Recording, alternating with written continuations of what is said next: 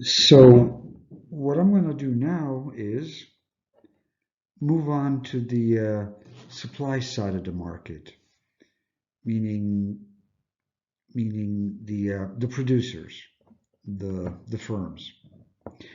So let's start with uh, production.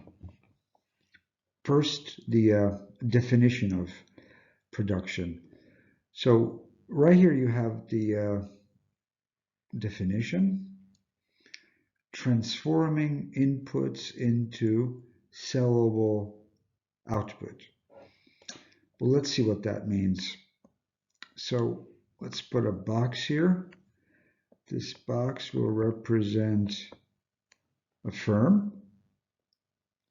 And in production, what a firm does is it takes the inputs, and you remember the inputs: labor, capital, and natural resources, and it transforms them into sellable output.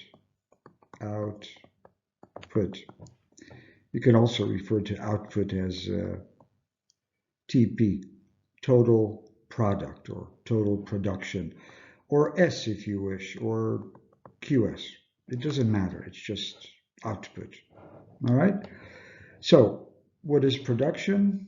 It's the transformation, it's the transformation process, taking inputs and transforming them into sellable output.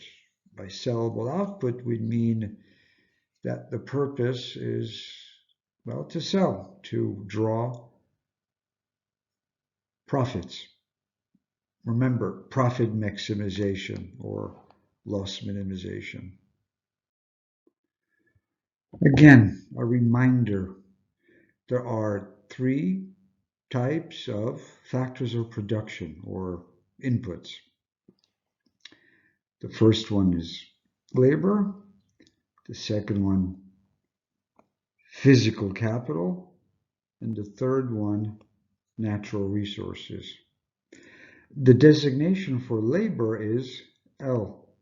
The designation for physical capital is K. And, well, in class we've been using NR for natural resources. So let's maintain that rule. All right. So in regards to labor, there are two ways to state labor: either as the number of workers or the number of hours worked. Uh, I'm going to be using mostly number of workers. All right. All right. And eventually, when we monetize labor, we're going to be using W. And again, little w refers to the wage rate.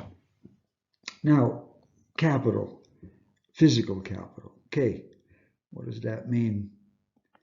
Factories, machines, equipment, and tools. Physical capital. All right. Now, when we do monetize capital, there are two ways to do that. The first way is to use the prices of the factories, of the machines, of the equipment, of the tools. The other way is to utilize the interest rate, right? And the reasoning behind using the interest rate is because in most cases, physical capital is acquired through borrowing money to make these capital purchases. All right. So the interest rate, obviously, which is the price of borrowing money, the cost of borrowing money, plays an influence here. All right. The last one, the last input or factor of production, which is natural resources, is split into two. Yeah, raw materials and land. All right, so these are the components of TP. Now, if I were to put this production function together, then I would phrase it this way. Quantity supplied or supply or total product, total production is equal to or is a function of X, Y, Z. Well, a function of quantity supplied, production is dependent on, well, what do you think X is? You guessed it right. It's labor, the labor input. What's Y? You guessed right. It's the physical capital input. You could have Y1 referring to factories, Y2 referring to machines, Y3 referring to equipment, Y4 referring to tools. And Z, the last one, natural resources, right? You could have Z1 referring to raw materials, Z2 referring to land. In production economics, we have a problem which comes up immediately. And the problem is sorting out, figuring out the difference between the short term and the long term, which is the question here. So, what is the problem? What is the difference between the short term and the long term? All right.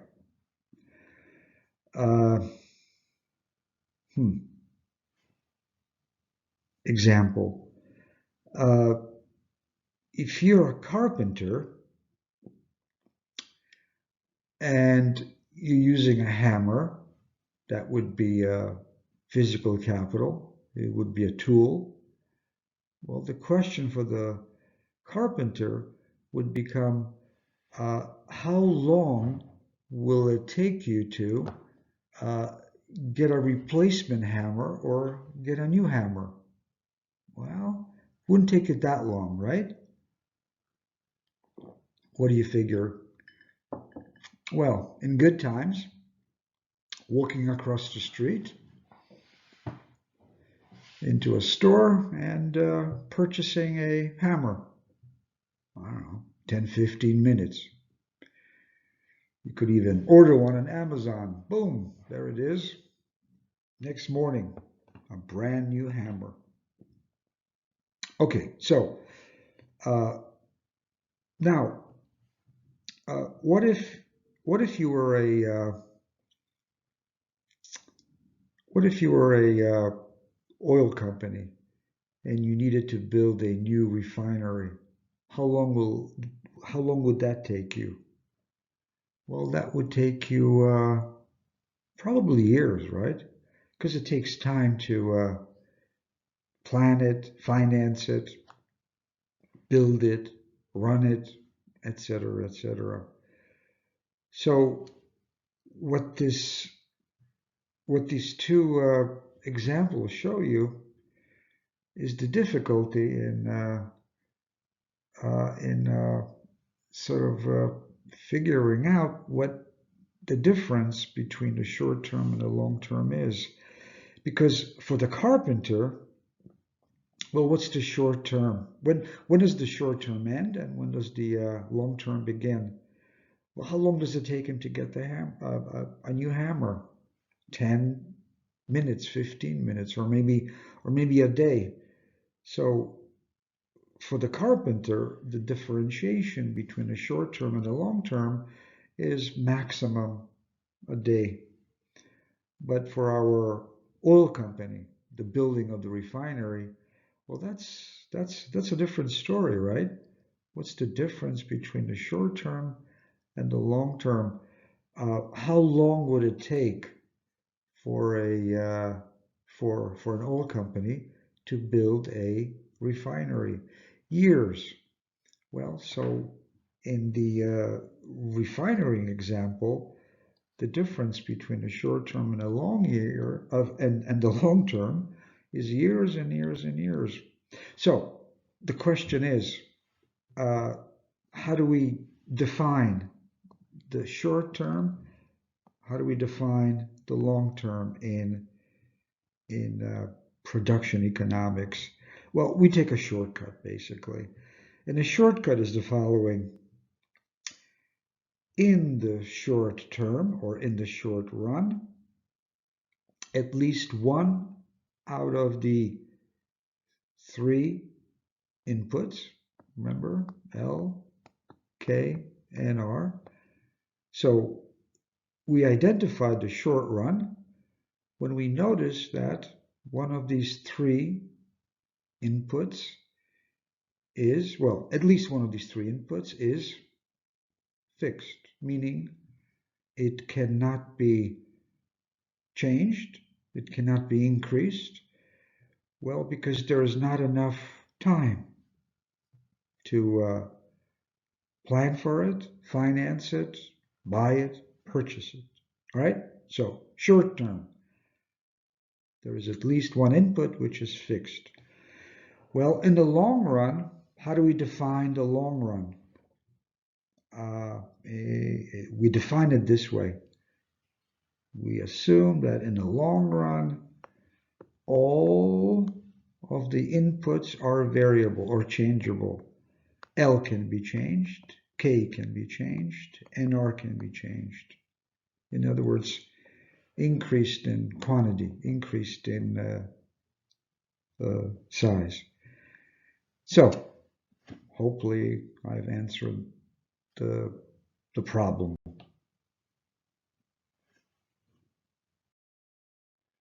All right, let's look at this table. What this table is, it's a firm's short-run production function. Now, why is it the short run? Well, let's see. First column, K, one piece of machinery. 1, 1, 1, 1, 1, 1, 1, 1, 1, 1. Well, that gives us the answer, doesn't it? Because what do we know? How do we define the short run in production economics? In a short run, at least one of the three inputs or factors of production is fixed. So in our case, which one of the inputs is fixed? It's capital. But the mere existence of an input which is fixed tells us immediately that we're dealing with the short term or short run.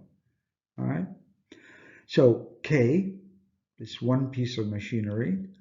This is the fixed input. L, number of workers, is the variable input or factor of production.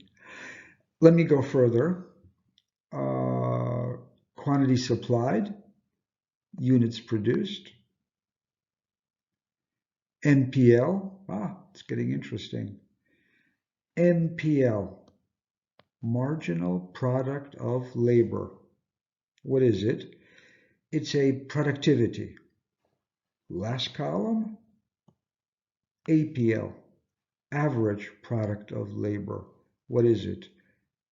It's a productivity. And there's a difference between NPL and APL. They are productivities, but they measure productivity from two different perspectives. All right. So let's see. All right. So we were given this column, right? This is based on observation. There's one piece of machinery. The second column, number of workers. This is also a given based on observation. 0, 1, 2, 3, 4, 5, 6, 7, 8. So what's the firm doing? The firm is increasing the size of its labor pool. And regarding quantity supplied, well, what's going on?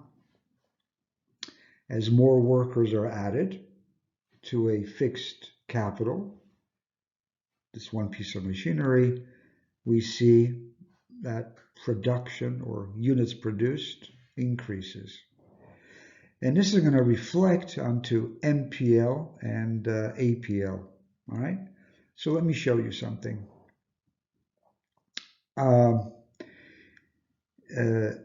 Let's start with MPL, marginal product of labor. So what is MPL? MPL is a measurement of productivity, which measures an individual worker's contribution to production. In other words, how much has this worker produced? Whereas APL, well, that's the average product of labor. That's the average productivity of the entire labor pool of the firm. Let's see. Number of workers. So we start with 0 workers, and it does make sense, right?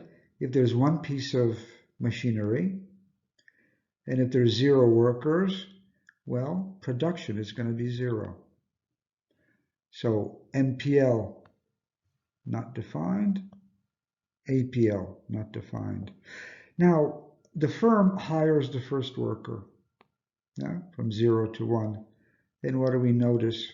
We notice that production or quantity supplied increases from 0 to 3. So how much did worker number 1 contribute to production? He contributed 3 units. So 3 units becomes the first worker's marginal product of labor.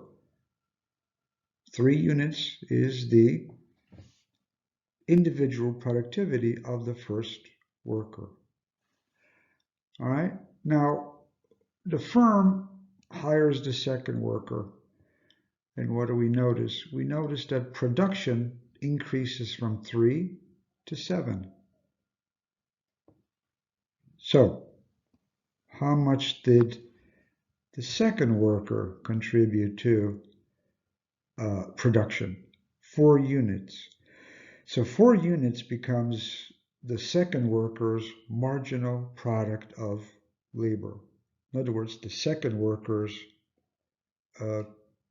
productivity. Okay, now, third worker is hired. And what do we see? We see that production increases from 7 to 18. So the third worker has added 11 units to production. So 11 units is the third worker's added productivity or individual productivity, or what we call MPL. All right. Well, let's do one more. Fourth worker is added. So what happens? Production goes from 18 to 38. So MPL for the fourth worker is 20. And on and on and on in regards to MPL. All right. Now, what is APL? APL is the average.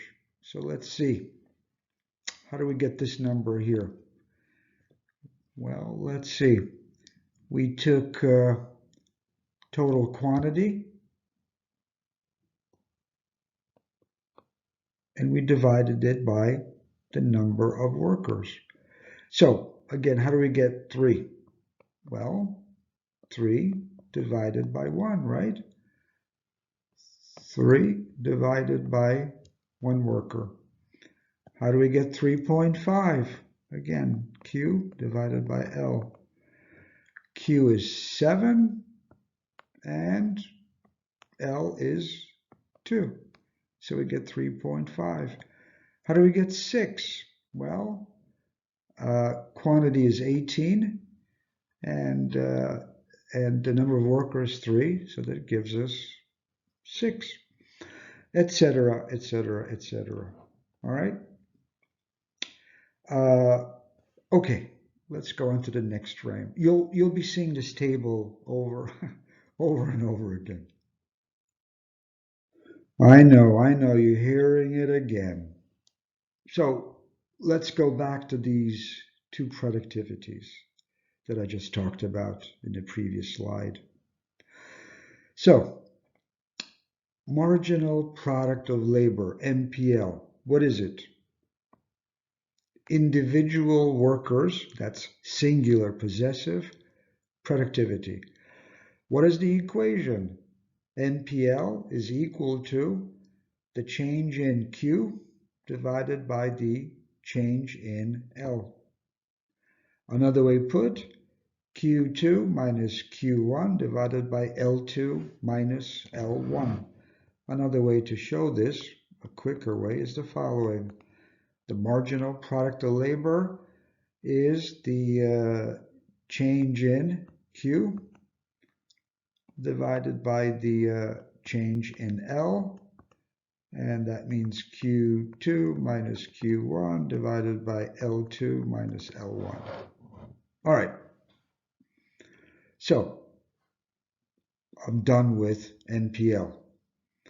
The second one, average product of labor, APL. What is it? Well, here it is. Average productivity of the firm's labor force or labor pool. And here's the equation.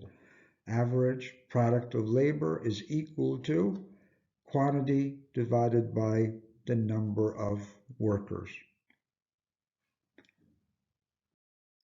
Okay, this is going to be a long lasting slide, so brace yourself, okay? Okay, now what I'm going to be doing is I'm going to be identifying the 4 stages of production. Okay, 4 stages of production. That's my task. So let's see. 1 unit of, or 1 piece of machinery, and 0 workers. That gives us QS of 0, again, undefined, undefined. Now, the company hires the first worker, and what happens? Well, production goes from 0 to 3, so the MPL is 3. Okay, and the second worker is hired, and what do we see? Production goes from 3 to 7. So what we have now is NPL of 4. So it went from 3 for the first worker to 4 for the second worker. So productivity is increasing, right? The third worker is hired. What happens? Production goes from 7 to 18. So the third worker's productivity goes to 11.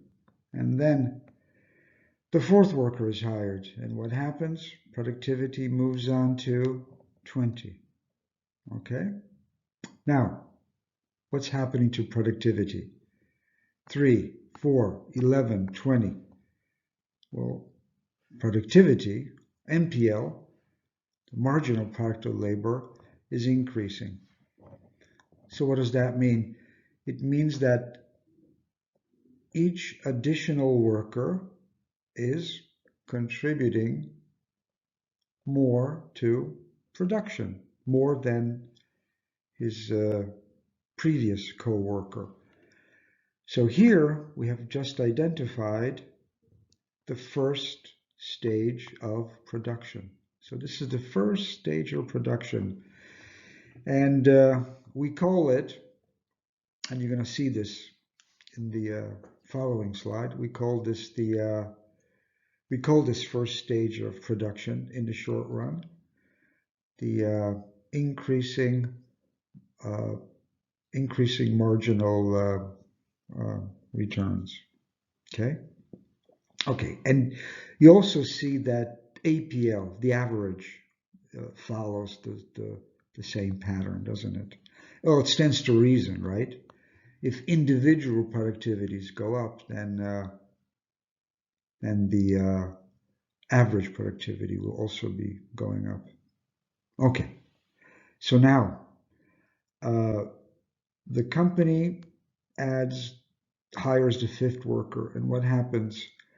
Production still goes up, but you notice it goes from 38 to 50.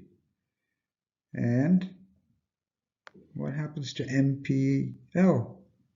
It decreases from 20 to 12. The company hires the sixth worker. What happens? Production still goes up from 50 to 59, but this sixth worker has added only 9 units to production, whereas the previous worker added 12, whereas the previous worker added 20. Now, the company hires the seventh worker, and what do we see? We see production going from 59 to 65. Well, the seventh worker has added only 6 units of production. Okay, so this is what we call the second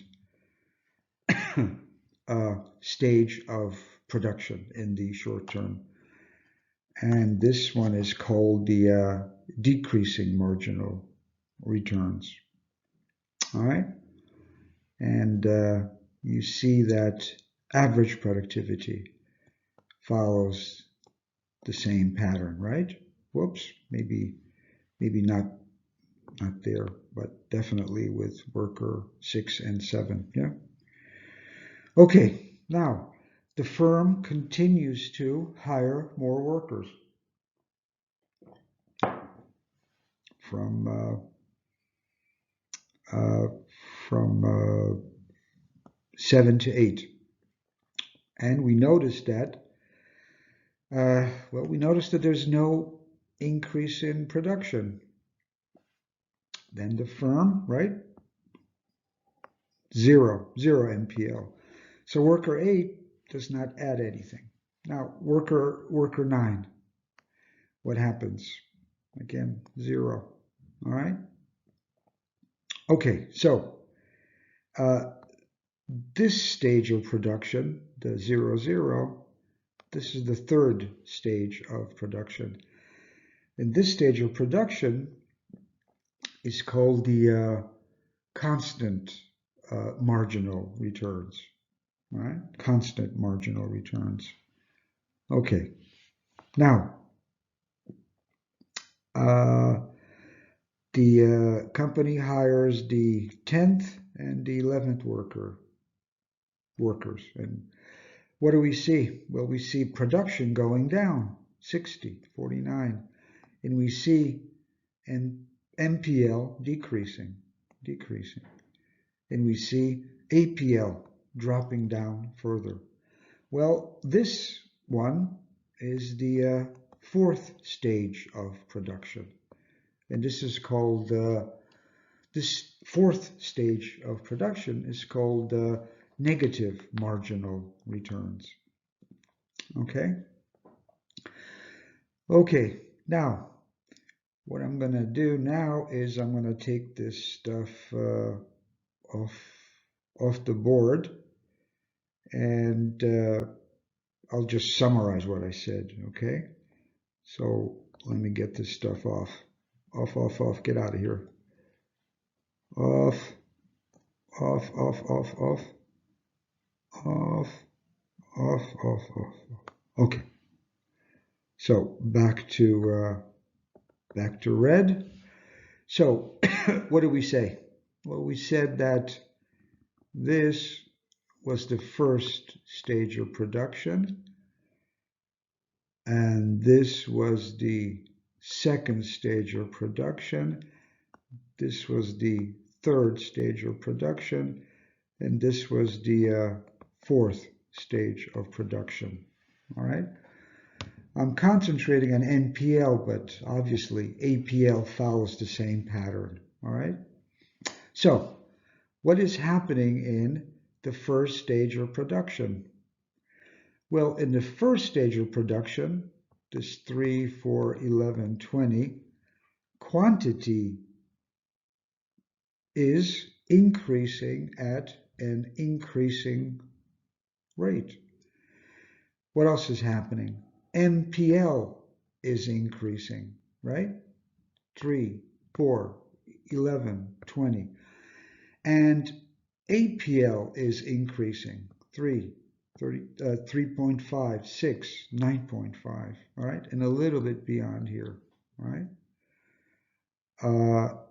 Okay, so quantity is increasing at an increasing rate. Marginal productivity is increasing, or individual productivities are increasing. Average productivity is increasing. And now I'm going to extrapolate, but I'll start with this fundamental conclusion that when productivities go up, as is the case in the first stage of production, per unit costs go up or down. They go down because there's a negative relationship. So let me restate that, yeah? NPL and APL. What's happening in the first stage of production? Well, both NPL and APL are going up, all right? So what is happening to per unit costs? The per unit cost of production are decreasing. There's a negative relationship between productivity and per unit costs of production. Now, in the second stage of production, well, how can we characterize it? Well, in the second stage of production, quantity is still going up, right? 38, 50, 59. But quantity is increasing at a decreasing rate. What else is true of stage number 2? Marginal product of labor is going down. It was 20 here, and then 12, 9, and 6. What's happened to APL in the second stage of production? It's decreasing, isn't it? 10, 9.83, 9.29. Now, what's true of per unit costs in the second stage of production?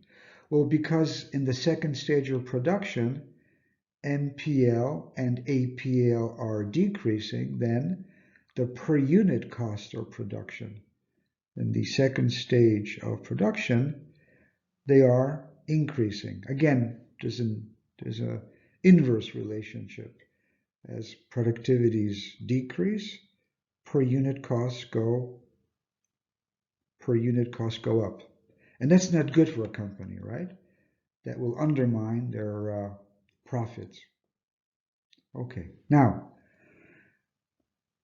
production stage number 3. What do we notice? Well, we notice that quantity is constant, right?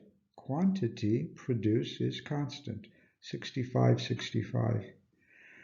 What do we notice about NPL? Well, in the third stage of production, what we call the constant marginal returns, NPL is equal to 0. And what happens to APL? It continues to decrease. And what happens to per unit costs? Well, per unit costs drop or increase. Per unit costs, they go up. Not good. Not good. Per unit costs continue to increase in the third stage of production. Now the last one, this is production stage number 4. Well, how do we characterize it? What's happening to quantity produced? It's dropping from 60 to 49. What about NPL? It's negative. What about APL? Well, it continues to drop. All right. Now, eventually the question is going to be, why do eventually both productivities, that is NPL and APL, why do they eventually decrease? Well, the answer is because there is a certain mismatch. All right, I made this out into a mystery, which I will solve in the subsequent slides. Okay, summary time. So let's go back. Let me use a different color here. Let me use blue. Yay, first time. Okay, now let's summarize the 4 stages of production. All right. First stage, what is it called? Increasing marginal returns. Major characteristics, plural. First one, quantity is increasing at an increasing rate. So it's not enough to say that quantity is increasing, because quantity is also increasing in the second stage of production, right? So we have to differentiate between the 2 characteristics here. So the other characteristic, NPL is increasing. That means that each additional worker contributes more to production. Well, as each additional worker contributes more to production, that means that the average productivity, what we call APL, is increasing. All right. And I want to drop down to number 7. Okay. We'll skip 4, 5, 6 for the moment. Now, what did I say in a previous slide? That when productivities increase, what happens to per unit costs? They decrease. There's a negative relationship. All right. Now, you might ask, what the hell are per unit costs? Well, I'm not going to go into great detail here. I'll just designate them. So, whoops, here we are. A, V, C, A, F, C, A, T, C, and MC. So what is AVC? Average variable cost. We're going to be dealing with these per unit costs in greater detail in the next YouTube video. So AVC is average variable cost, AFC is average fixed cost, ATC is average total cost, and MC is marginal cost. All right, don't worry about them yet. Just think of them as per unit costs. So again, as the productivities are increasing, per unit costs decrease.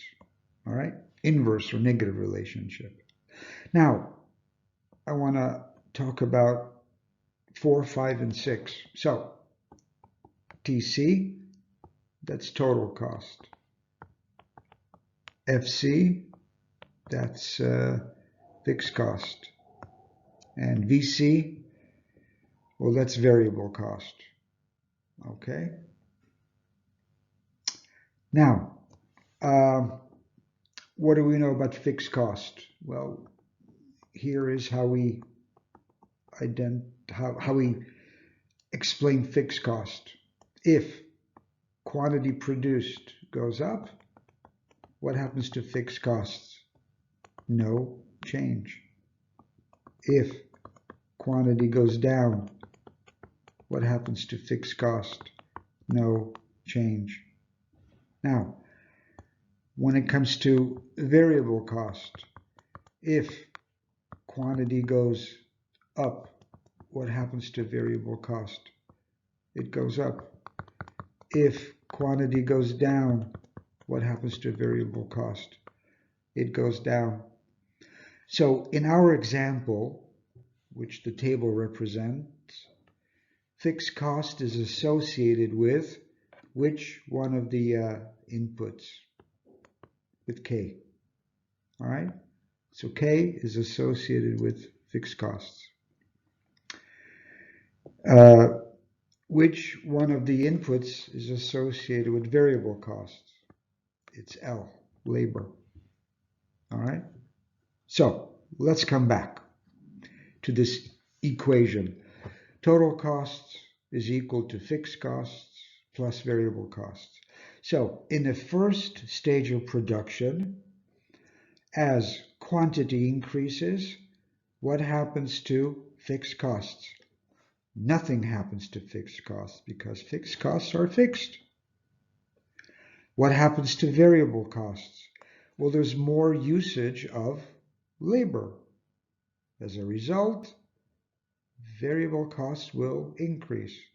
Well, if fixed costs are fixed and variable costs increase, then total costs are going to increase. All right, so in a nutshell, that's the characterization of the first stage of production. Okay, now, second stage of production. Major characteristics. Here we are.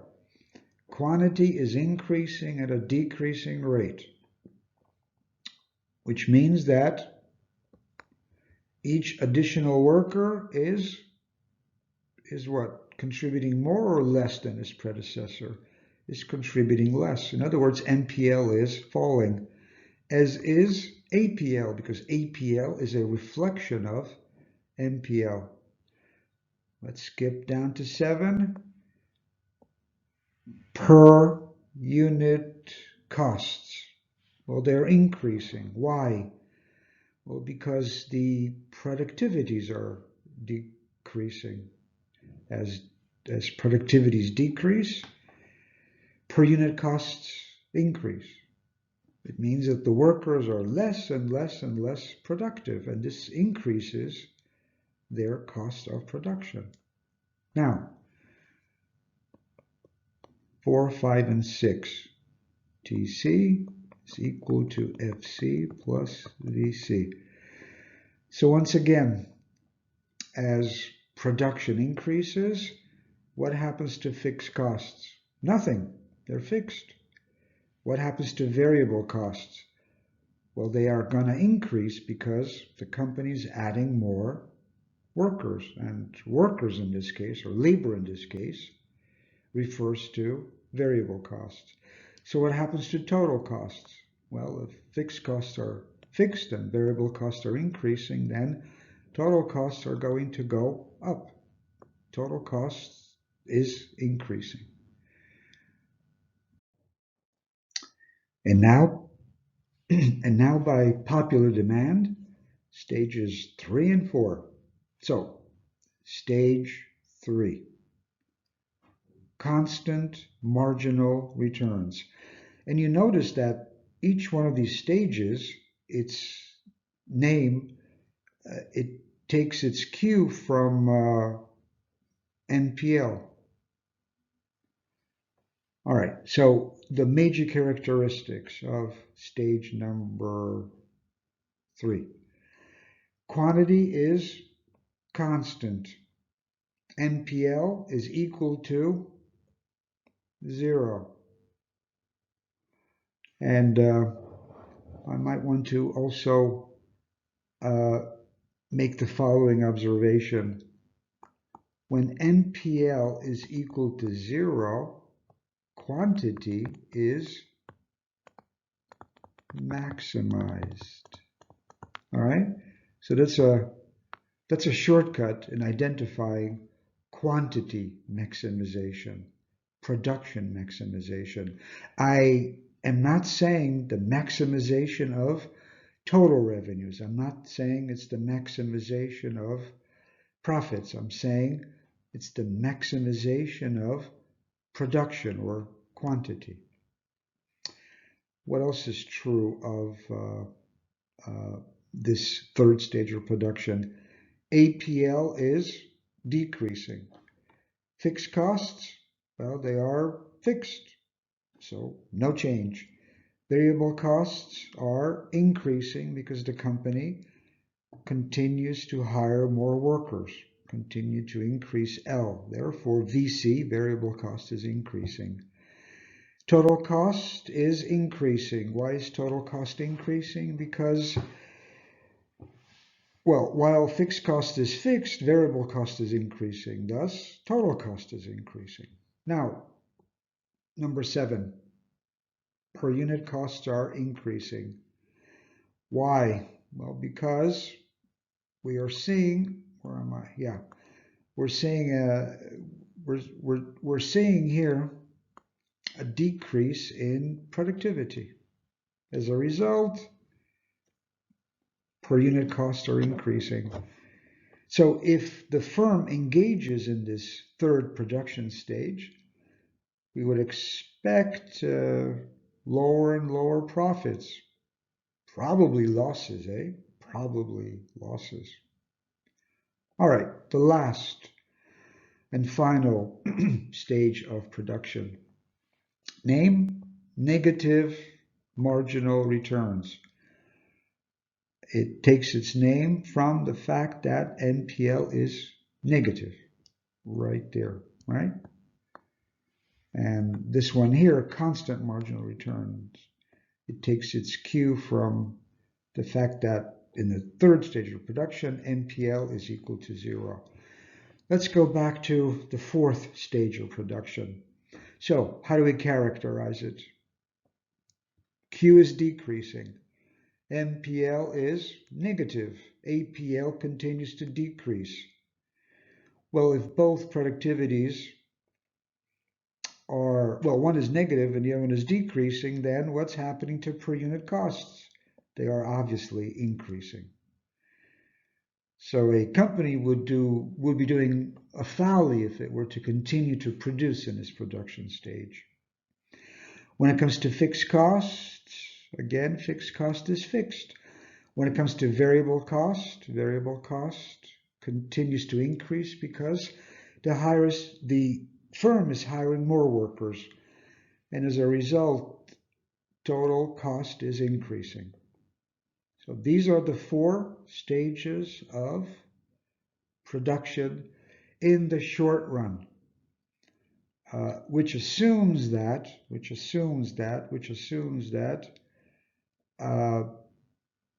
technology is constant. Back to the table, and once again, I will identify the 4 stages of production. Here's the first one. Here's the second one. Here's the third one. And here is the fourth one. All right. And APL just pretty much follows the same pattern. So the question is, well, here we are. At first, productivities are increasing, both NPL and APL. And then we notice that in the second stage of production, productivity drops. Why? Why does productivity decrease? Because when productivity drops, what happens to per unit costs? When productivities drop, per unit costs increase, and that means that profits are getting lower, and if the firm is incurring losses, then the losses are going to be greater and greater. So, what's the reason for this drop in productivity?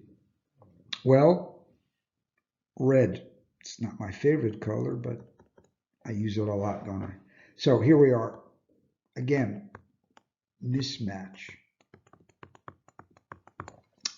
So the reason that productivity drops, and this is unavoidable in the short run. It cannot be avoided. All right. So why do productivities drop? Because of the mismatch. The mismatch, what does that mean, mismatch? It's a mismatch between K and L. Well, in the short run, K is, well, in our case, K is constant, right? 1, 1, 1, 1, 1, 1.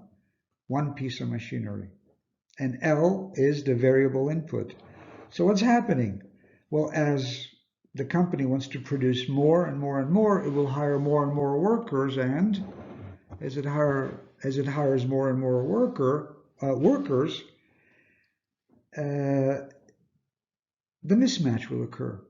So here, let's say we have a table, and this table refers to a piece of machinery. And this piece of machinery was well put together to function at its optimal level with how many workers? 1, 2, 3, 4, 5, and 6 workers, let's say. All right. So up to 6 workers, right? Productivities are going to be increasing as the second worker is hired. Then the third one, then the fourth one, then the fifth one, then the sixth one. What happens when a seventh worker is hired? Well, he's going to have to squeeze in there somewhere. Hey, move over, fellows.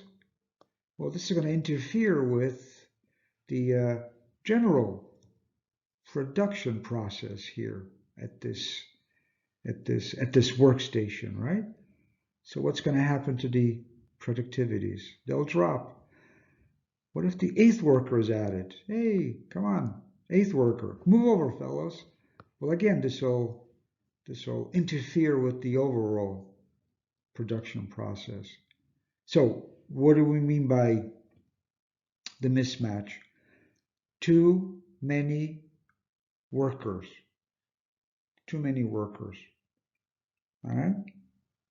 It's incorrect to say not enough capital, because in the short run, you remember, that's a given, isn't it? The given is that capital is constant. That cannot be changed. So the problem is not capital, the problem is labor. There's too much labor. So in the short run, what is the solution? Well, the solution is to lower labor. Well, that's a nice term to mean fire workers. In our case here, with this table, yeah, Get rid of worker number 7. There he is. Get rid of number 8, worker number 8. There she is. Work with 6. That's the optimal level. That's the highest efficiency level. All right. So this is how you deal with the mismatch. This is how you deal with the problem in the short term. All right. In the long term, it's a different story, isn't it? In the long term, if you want to produce more, you will hire more workers. And in addition, in the long term, you can also increase the number of capital. But that's not the short-term solution, because in the short run, again, capital is limited. It's fixed. Okay, so this mismatch that I've just talked about, yeah. Well, that's the street name to mean that there is too much labor given the fixed amount of capital. So too much labor, not good. All right, so mismatch between, right? The mismatch between K and L. Again, the short-term solution is you get rid of some labor, bring it down to a optimal level. All right. Now, the fancy schmancy economic word to mean exactly the same thing, meaning the mismatch between capital and labor, is the law of diminishing marginal returns when it comes to, NPL, and the law of diminishing average returns when it comes to dealing with APL, right? So the first one, the law of diminishing marginal returns, is a reference to NPL, whereas the second one is a reference to APL. And here to reinforce it, I have stated once again, also known as the mismatch between K and L. All right. Thanks for listening. Nighty night.